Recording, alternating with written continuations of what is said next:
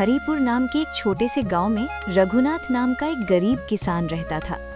उसकी एक ही बेटी थी, गौरी। रघुनाथ ने बड़ी मेहनत से गौरी को पढ़ाया लिखाया था। गांव में एक जमींदार भी रहता था, विक्रम सिंह। वो किसानों को जमीन ठेके पर देता, लेकिन ऐसी शर्तें रखता कि फायदा हमेशा उसी का होता।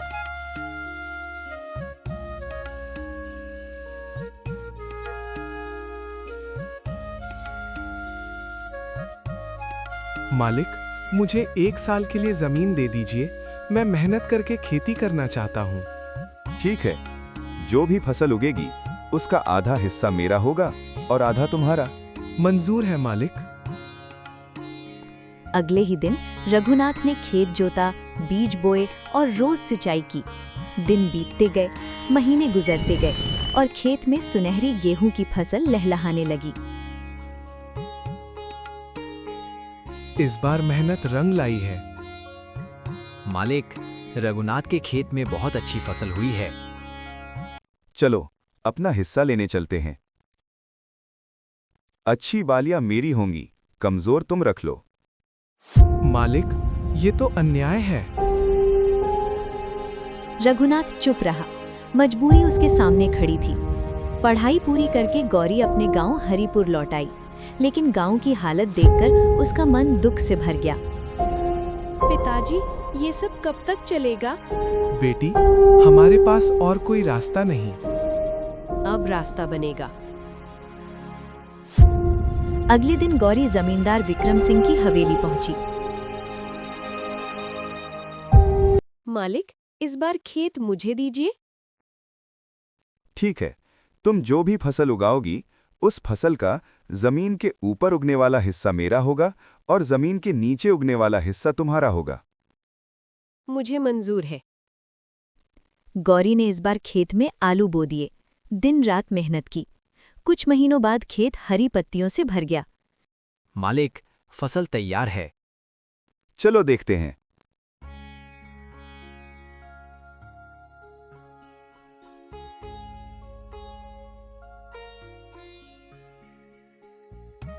मालिक, ऊपर की सारी पत्तियां आपकी हैं और जमीन के नीचे जो आलू उगे हैं वे मेरे हिस्से में आते हैं।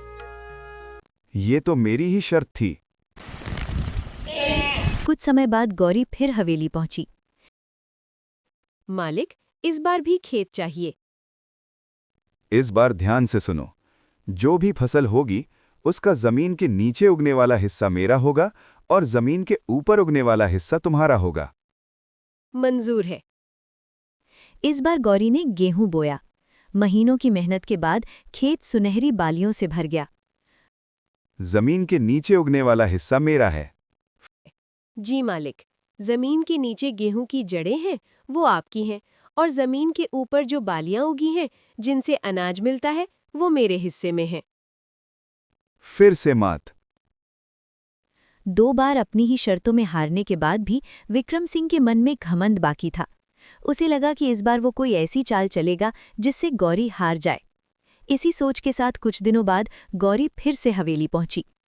मालिक, इस साल भी मैं खेती करना चाहती हूँ। अगर आप अनुमति दें तो मुझे फिर से वही खेत दे दीजिए। तुम्हें अभी भी हिम्मत है? ठीक है, लेकिन इस बार मेरी शर्त ध्यान से सुन लो। इस बार जो भी फसल उगाओगी उसका जमीन के ऊपर वाला हिस्सा भी मेरा होगा और जमीन के नीचे वाला हिस्सा भी मेरा होगा। तुम्हें सिर्फ बीज का हिस्सा मिलेगा। ऊपर और नीचे मेरा है। मंजूर है मालिक। इस बार भी फैसला खेत ही करेगा। इस बार गौरी ने गन्ना लगाया।